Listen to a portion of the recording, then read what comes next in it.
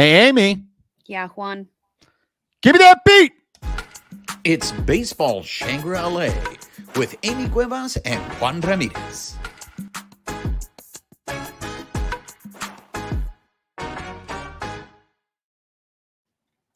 What's up, party people? She is Amy Cuevas. I am Juan Ramirez. You are listening or watching Baseball Shangri-La.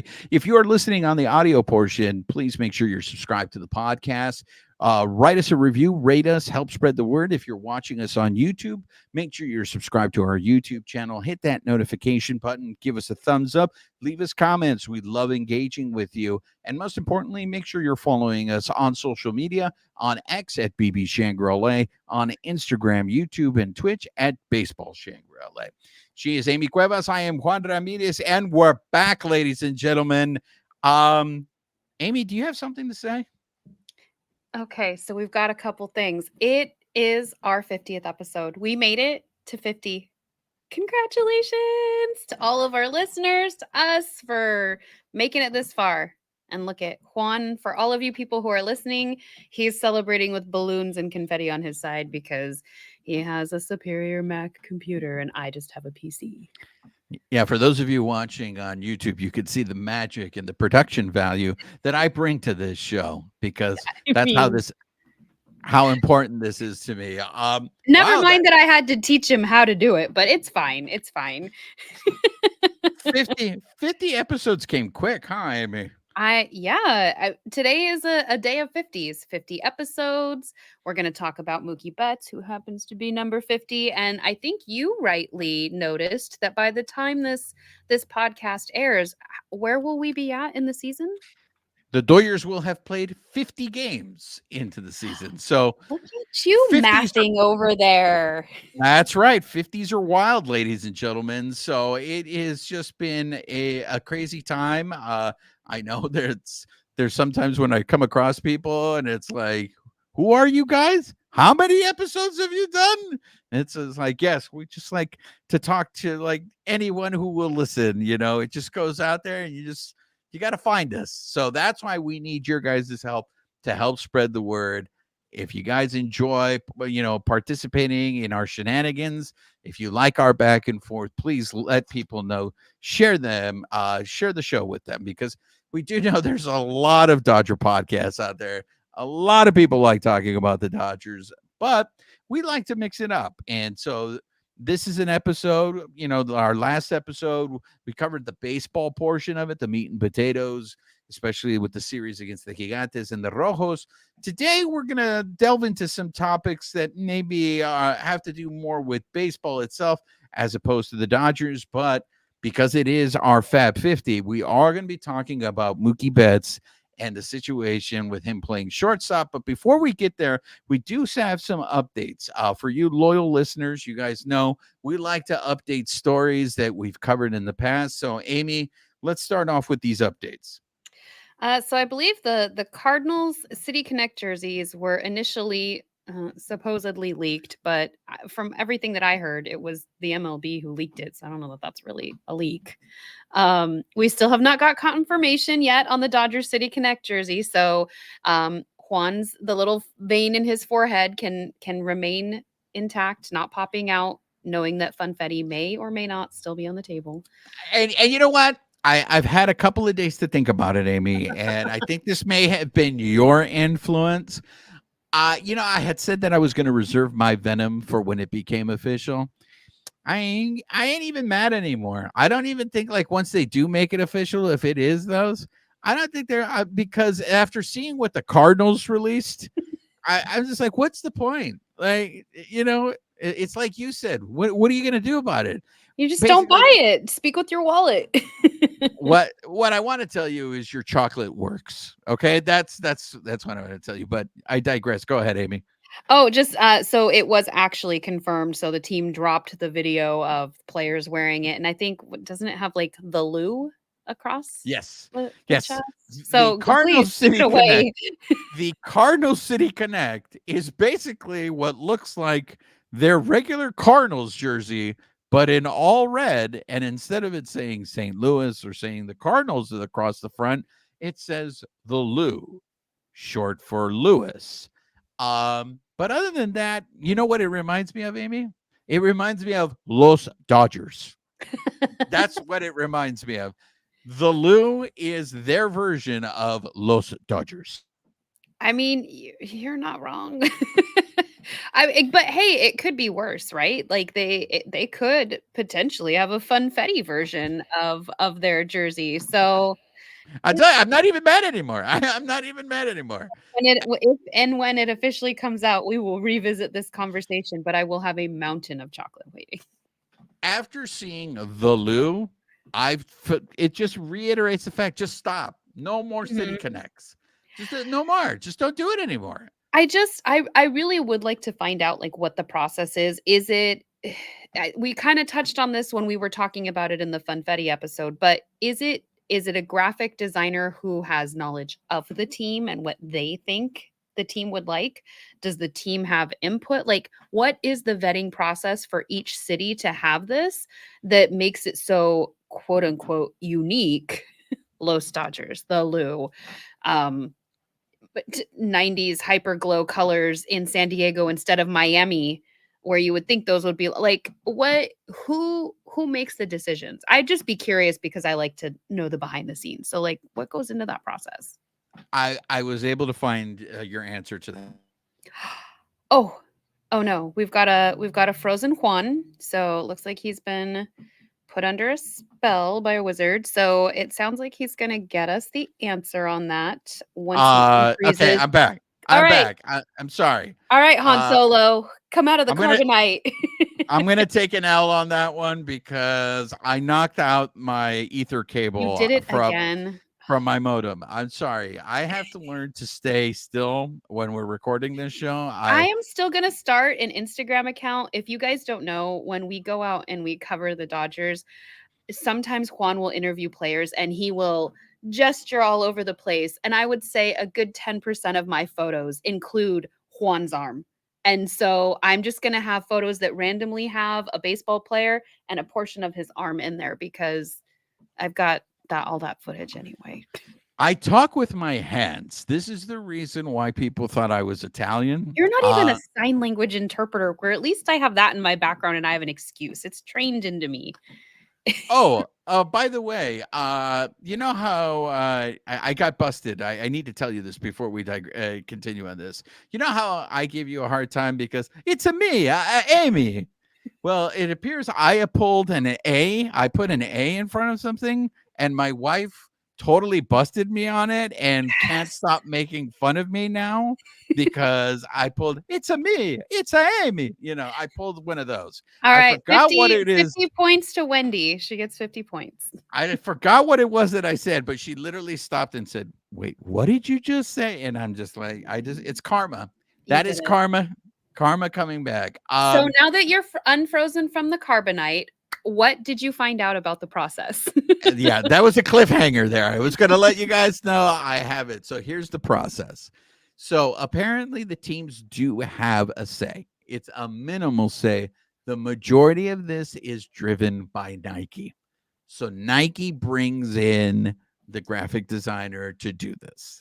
So again, this is another reason why Nike's going to take strays. I think it is another reason why there is a disconnect with the city. How did you find this out? Because not that I went digging for it, but just again, to your point, it wasn't common knowledge to me that Nike, like I know Nike makes the uniforms, but I didn't know they were driving the design of it. So Nike.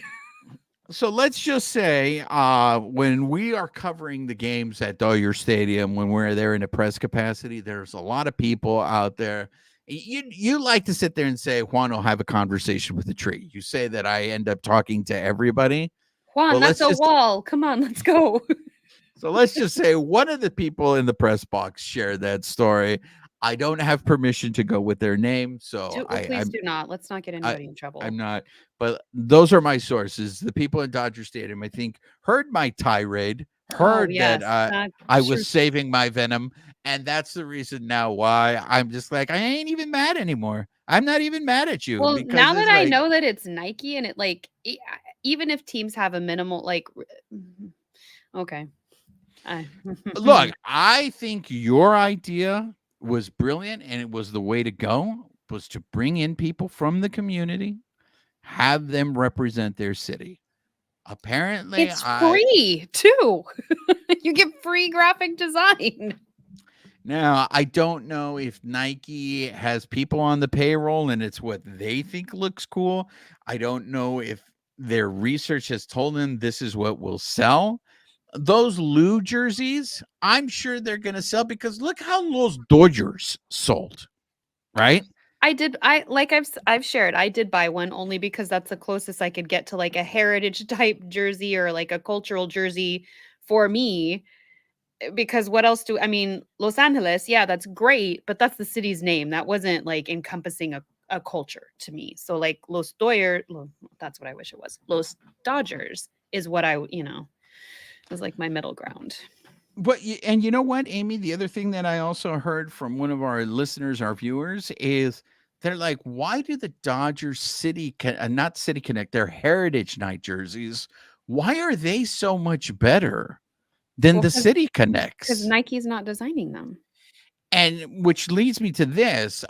When I was at the game this weekend at Dodger Stadium, the in-stadium host, and this is something I still need to confirm, the Black Heritage Night jersey was designed by Mookie, or Mookie helped design it. So Nice. I would like to talk to Mookie and confirm if that is the case.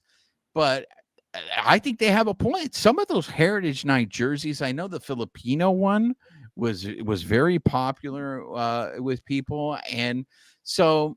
And I know that goes both ways too, because I've heard both sides of the token. People are like, why do we have to have heritage jerseys? Like, it's just a money grab. I get it. And you know what? Companies, corporations, they're going to do what they can to bring in money. However, I think the other side of the coin that's just a positive is we were there, I think, was it Guatemalan Heritage Night, where we saw people, tearing up when their national anthem was played. And everybody, like those jersey nights, some of them sell out.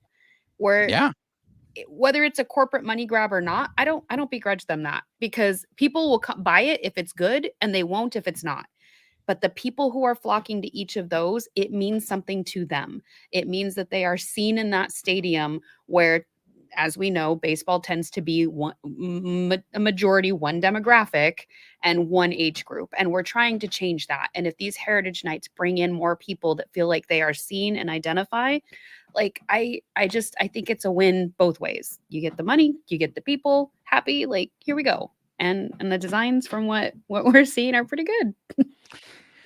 Look, I think, everybody talks about how great Cardinals fans are and the history of St. Louis and the Cardinal way and all that stuff. I think when you look at uniforms like the Yankees, the Dodgers, and to a certain extent, the Cardinals, those are uniforms that are, I think, universally, like, those are like clean. Those are don't mess with those designs. Those designs are perfect. The pinstripes of the Yankees, like Yeah, all and of to a that. certain extent, the Cubs jersey, but even I think their Wrigleyville City Connect, I think is halfway decent. I don't think it's an abomination. So I like I said, this I can see that on Lou the commercial now. It's not an abomination. It's not an abomination. I think this Lou jersey will sell because it's so close to a Cardinals jersey. But again, where's the imagination?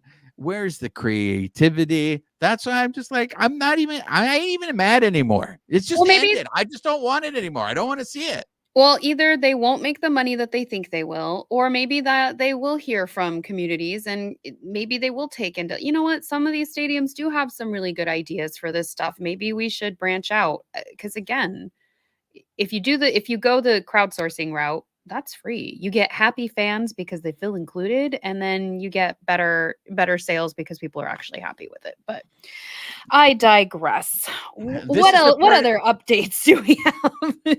Before we go to this next update, I just want to say this is the part in the show where Amy says, all we really want is... Oh my gosh. Oh, Players Weekend jerseys. Exactly. Just bring them back. Just give us those back. Give us the ones from the first time you guys did it, and we'll call it even. We'll call it even. And Juan won't rage. He won't be apathetic. I can save my stores of chocolate for other crises. Everybody will be happy. Well, like we might need chocolate for this next update. So it was just announced that Major League Baseball is going to be investigating former Angel David Fletcher because it appears he gambled with an illegal bookie. And the bookie that he gambled with happens to be the same bookie that Ippei Misuhara gambled with. So immediately when this happened, I saw all the response on social media. You mean to tell me Ohtani didn't know? Because apparently Ohtani had a very close relationship with David Fletcher. So the fact that Ippei was with this bookie and David Fletcher was with this bookie, everybody's rehashing this again, saying, how is it that Ohtani didn't know? And just when I thought this Ohtani story was over and done with and we could move forward with it, Amy, I think this Ohtani story is now becoming like the Major League uniform story, where it's just never going to go away. There's always going to be something that comes up. It doesn't have to. That's a choice. I guess it makes me laugh because I think we were talking before this episode where like, I've known you for a couple years now.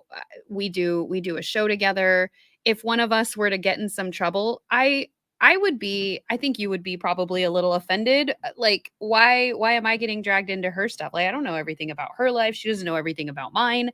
Like, it's a bold claim that automatically if somebody's doing something, they are opening their entire life to everybody. Like we show facets to different people in our life. You're one of my baseball friends. You don't know about the other facets. I have no problem sharing if those conversations come up, but usually our talks are confined mostly to baseball. So like you don't know everything about my life. Not everybody shares the entirety of themselves. And especially it's a teammate, maybe he was a friend. What's the extent of the friendship with the language barrier? We don't know any of that. So it's interesting. Yeah, it's very interesting. So, I mean, it was in the news. The only other thing that I want to add about this before we move on from this story is Major League Baseball is investigating David Fletcher.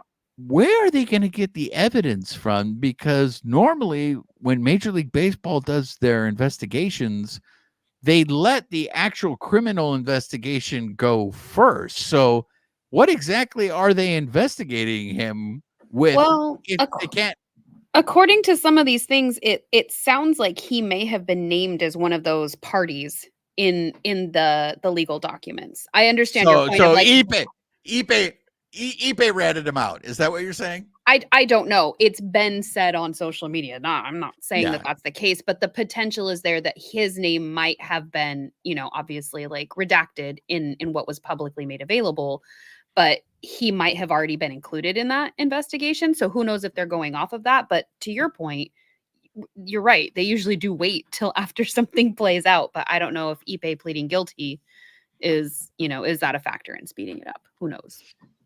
So now I get the memes when I see that David Fletcher and Ippei took the fall for Ohtani. Now it makes sense to me because it's coming up in those reports. But again, like I said, this was a story I thought was over and done with. We will keep you up to date if anything else happens. But David Fletcher, it looks like Major League Baseball will be knocking on your door fairly shortly in terms of this. Here's the main topic on the show today, and this is because we call this the Dodgers Fab 50. Mookie Betts, the move to play shortstop, I think, was a surprise move to us. I think back in spring training. I'm not going to speak for Amy. I was surprised when they had said, you know what? No, Mookie's going to play shortstop. I don't know if you guys saw the post-game interview that Mookie had on Friday after the game against the Rojos, but he seemed pretty down. And it was a game where, once again, defensively, maybe it was not the cleanest game for him at shortstop. He also didn't he hit a home run in that game though too, or he did. He hit a home run in that game. So what was interesting to me about this is like what's obvious is he holds himself to an extremely high standard, and he was being critical of himself because, Amy, if you look at the numbers defensively aren't bad. But the way he was talking on Friday, it made it seem like he keeps like when he keeps saying, I need to be better, I need to be better. So what is happening, and I know you're not happy about this, but there is a narrative that is starting to develop.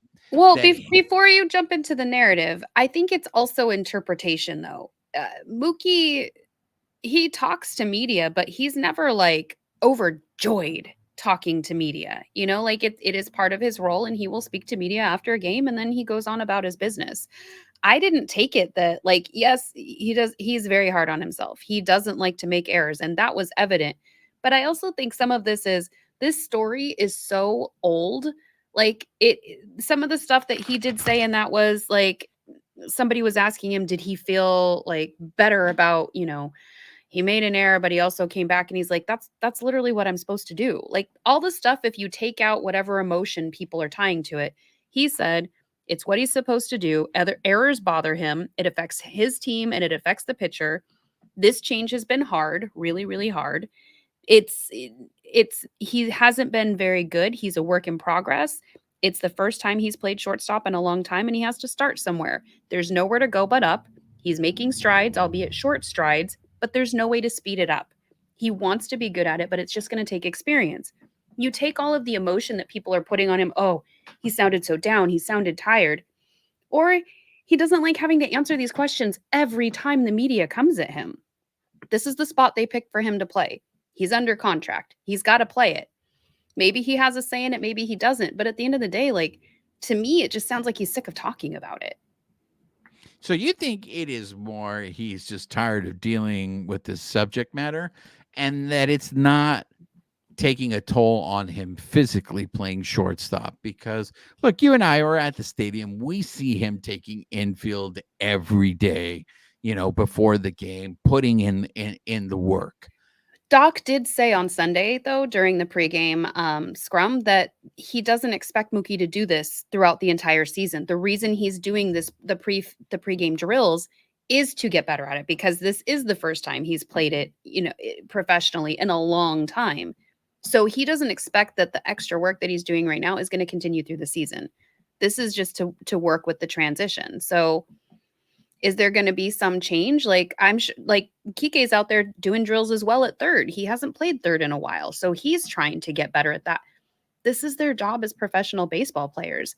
If Kike got asked the same questions over and over again, I bet he's probably going to be frustrated too. Like, guys, what are we doing here? I'm here. I'm playing it. I'm doing the best that I can. Like, what more could anybody possibly ask from Mookie at this point? It's interesting because the question was brought up on Saturday by one of the beat writers, and that was the same day that it was announced. Because everybody, everybody's antenna went up when you saw that Mookie got the day off. So he has that post game interview on Friday, and the next day he gets the game off. Now Roberts came out and said, "Look, that was a scheduled day off," because immediately everybody took it as, look, Mookie's getting burnt out playing shortstop. And so that's why you needed to give him a day off. Which is so funny, because I didn't take that at all from the interview that I saw on Friday. Like we all saw the same interview and we all have different perspectives on it. I didn't get that at all from him. Yeah. And then in the pregame scrum on Sunday, it was brought up by a different beat writer again, asking, is this going to take a toll? What is obvious to me, Amy, is whether we like it or not, whether we think it's justified, this is going to become this is a narrative that is not going to go away. And as you know, I think this narrative is so ridiculous. I hate that this continues to be a story. It started in spring training. I was there when they announced it and we talked to Mookie. Every time we've talked about, like, all right, we're going to cover it on the episode tonight. And I'm just like, this is such a non-story to me. It's like, because to me, like, to many people, I understand that it is. To me, I'm just like, like, what are we doing? Is this the equivalent of, like, we have nothing else to talk about, so we're making a story out of this? Because he's going to play shortstop no matter what. It does. It almost does feel that way, because in the end, it's all content creating, right? They have to write about something, right?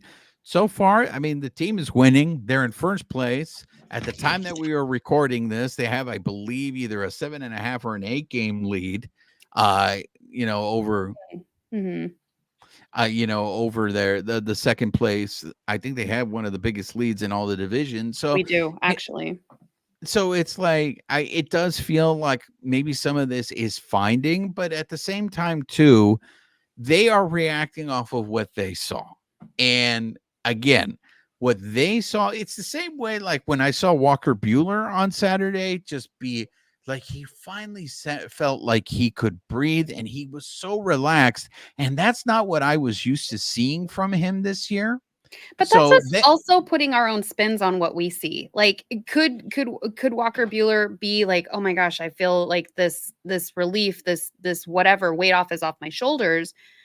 But we also don't know what we're feeling. We're all putting our own spin with our own life experiences on what we think that narrative is. We get to take what they're saying, but if we're kind of trying to interpret their feelings, that's all of us, because you and I see totally different things. You and I watch baseball differently.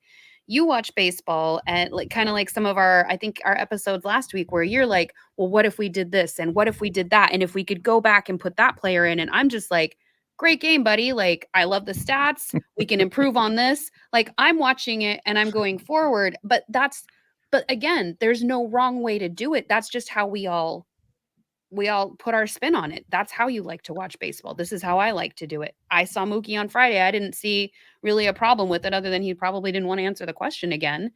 You see it, and maybe some of the other writers see it and they're like, oh my God, he's burnt out. And we all have different interpretations. Look, I do want to be fair to the beat writers because I do think their job is difficult in many different ways. But one of the ways that I think it is difficult, it is an extremely long season. It's 162 games. For them to find something to write about every day is very challenging. So sometimes there are narratives that you don't want to let go. Because I will say this, if Mookie ends up getting injured playing shortstop, the first article you're going to see, Amy, is he shouldn't have been playing shortstop in the first place. It's either going to be Bill Plaschke's going to write that column saying he had no business playing shortstop, and because he was playing shortstop, because the Dodgers couldn't find a shortstop, now they lost their star. It's coming. That's nothing on the beat writers. They have a job to do, and just like what I was just talking about, they get to have their interpretation on that. Like I said, there's no right or wrong way. We all have our own, I don't want to say spin because that sounds negative. We have our own perspective. But that's where like I come in, like if let's say that's the case, God forbid something happens, whatever, to any player. Okay, but that could happen if he's in right field. That could, Yep. we just saw that with Jason Hayward. He's got back tightness. If Mookie has said in the past that the extra running out all the way to the field takes a toll on him. Okay, so now he's in the infield, he doesn't have to run as far. Okay, so could he get back tightness just running out into the field? Like, to me, like, yes, somebody could absolutely write that article and probably will, but that's where, much like we watch the baseball game differently, that's where I'm probably like, I might look at that article, but I probably won't agree with it because you can get hurt doing anything. So it's your choice how you want to experience baseball and how you want to interact with the media around it. Yeah, this Mookie at shortstop story to me is, I think, very similar to Yamamoto only pitching once a week. Look, you and I were both in the press capacity on last Saturday. I don't know if you saw the same thing I did, but it seems to me Dave Roberts gets very annoyed when we bring up because Yamamoto was lined up to pitch on Sunday. They went with a bullpen game. I don't know why that's still a question though. So I'm kind of with Dave Roberts on that. I'm like, why are we still asking it? But he did come off annoyed, right? It I did don't know seem that I like don't know if he came off annoyed. I was because again, I see it differently. I don't know that I was looking at it in that aspect, but like when some of those questions get asked, I'm like, I thought we covered this already. Like, I thought it was annoying. He was annoyed because of his response. His response was, "We've done it all season." Right. And to your point, I think you have a valid point. But what is he supposed to say? Like, he can go with the long, flowery response, but there are also other questions waiting to be asked. So asked and answered. We've done it. Like, I don't necessarily like see that that's negative or positive. It's just like we've been doing it. Okay, next question. I think in regard to Mookie though, especially with people judging his numbers and his output, or oh, he's in a slump or this and that, the guy is still producing. He's been in 48 games. He's had 223 plate appearances, 190 at bats. 40 of those, he's earned 40 runs, 64 hits. He's hit 11 doubles, 3 triples. He's got 8 home runs, 29 RBIs.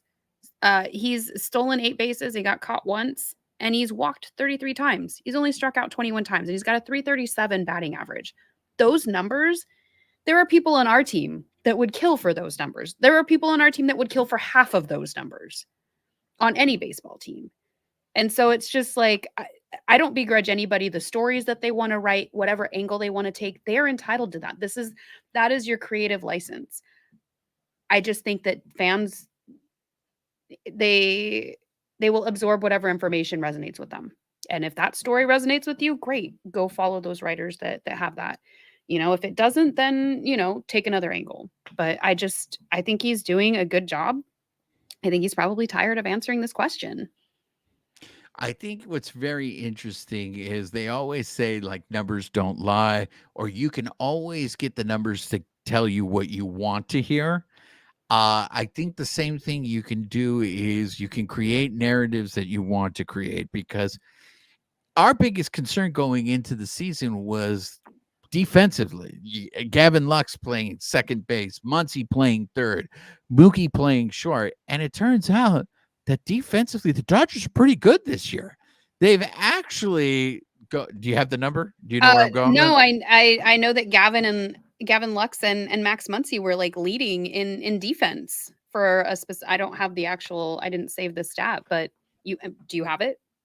No. Well, I was just getting at the fact that as a team, as a whole, their defensive rating is, I think it's the best in the league. I think they have saved the most runs against, the whole league.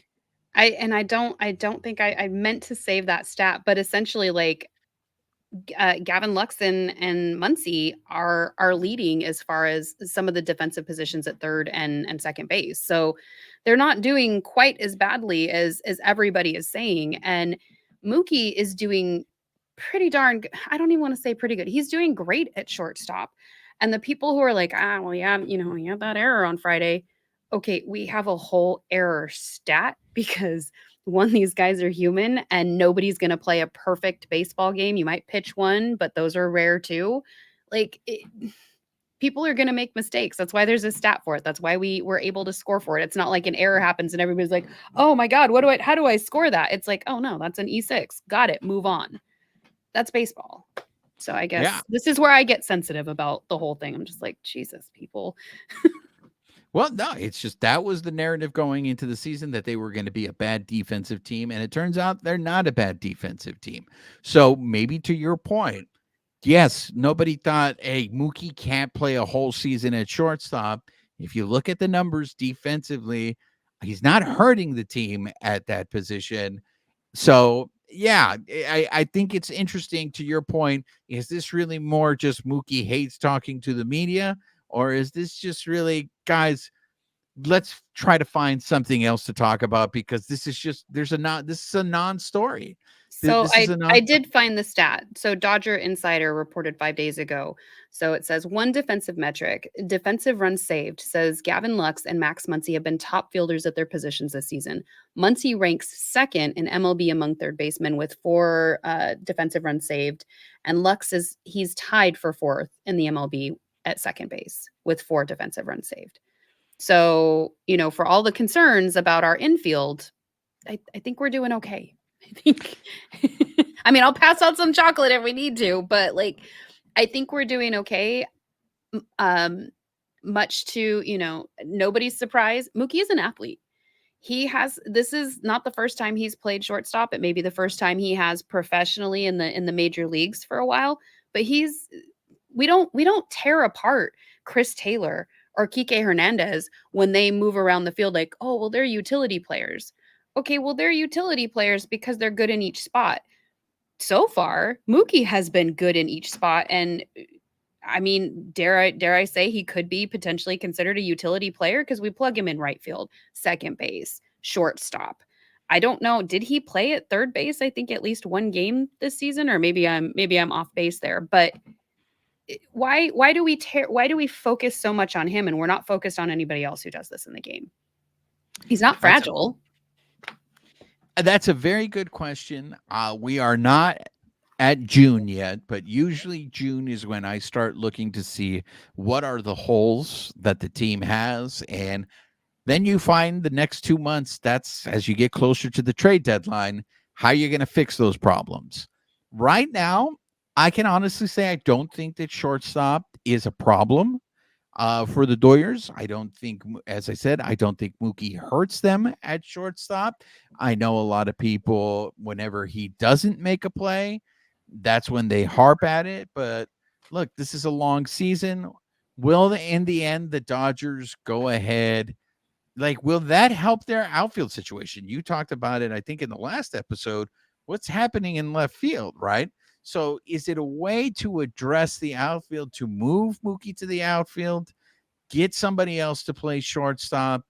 Is that like, is it going to be cheaper come the trade deadline? But that's all stuff that the team, I think, is going to figure out in the next 2 months. But they do have a left fielder. I mean, Teoscar can play left field. So if we need to bolster out there, if you've got Paez in center, you've got Hayward in right, maybe you have Teoscar spell him every so often if he's not going to play every day, then that's when you need to plug left field. But I mean, it's not like we don't have options out there where we're better off than we were going into the season when everybody was upset about left field. Right, but that's a problem that's created because the Dodgers like the platoon. Right. If you didn't have to platoon, you're right. Your outfield is pretty, as long as Bacchus keeps doing what he's doing and keeping his head above water, you don't have that problem. So that's why I'm saying, look, we haven't gotten to the point yet where we have identified what really is an issue for the Dodgers, because the starting pitching has been really good. The bullpen, with 4 of their highest leverage relievers on the injured list, is doing a good job. And you have the offense. I mean, right now, I don't know what you can identify as a need. So for them to try to build this narrative that, Mookie needs to be built off of short, or that Mookie is hinting, move me off of short, I don't know that we're there yet. You don't think though that, like, this, I guess this is what runs through my head, and not you particularly, but do you think he's going to do his cry for help blink twice at the media, and he's not going to address that with his managers? Like, he's not going to have already gone to Dave Roberts and been like, hey, this isn't working. What do we do? But instead, he's going to wait till media asks him the question. He knows it's going to come, and he's going to be like, yeah, it's hard. Gosh, I hope they move me, which is not what he said. But like, you think he's going to do a cry for help to the media to try to change his position? Mookie's a stand-up guy. He's going to go to his coaches and he's going to have those conversations. At least in my opinion. I don't know. I'm not there. But it cracks me up. And I don't want to see any of our guys torn down. But because, like, we're talking about, like, CT3 is not getting these conversations. Kike's not. Even Lux at second, I don't see getting as much fodder as Mookie is getting at shortstop. And Lux is making a transition too. I don't want to see him take a stray on that either. That is not what I am championing. But nobody's really going after him about, like, well, how are you doing at second? Like, this isn't really your spot. And are you okay here? I know you played here, but you're naturally a shortstop. Like, what are we doing? Why are we just attacking Mookie on this? It's a very interesting point. And we shall see. We had another topic, but I think we're going to save it for another show because we're up against the clock right now. Anything else you want to add on this? I know this got you heated up. I didn't want to no, ruin you know what? your I'm night. not sorry. No, sorry. I think it was a good topic. I'd be interested to see what our listeners think about it too. You guys are all fans. You guys have your own takes. What did you guys think if you saw the press conference? Friday from Mookie and then Saturday and Sunday from Doc, basically, saying, yeah, we planned this day off. It's a 13-day game. I think we had asked him in the presser too that how easy do those conversations go with like people Yeah. like Freddie, Mookie, Shohei, who don't want days off? And Doc said they're not easy. These guys want to play. So I'd be interested what some of our listeners think about that. What are your guys' takes? Absolutely. So that's going to do it for this show. Amy, any last words? No, I think I said them all. All righty then. So if you guys are listening to us on the audio, please make sure you're subscribed to the podcast. Write us a review, rate us, help spread the word. If you're watching us on YouTube, make sure you're subscribed to our YouTube channel. Hit that notification button. Give us a thumbs up. Leave us comments. We want to hear from you. And most importantly, make sure you're following us on the social media, on X at BB Shangri-La, on Instagram, YouTube, and Twitch at Baseball Shangri-La. She is Amy Cuevas. I am Juan Ramirez. Nos despedimos con un beso. Amy, say goodbye to the people. Goodbye, people.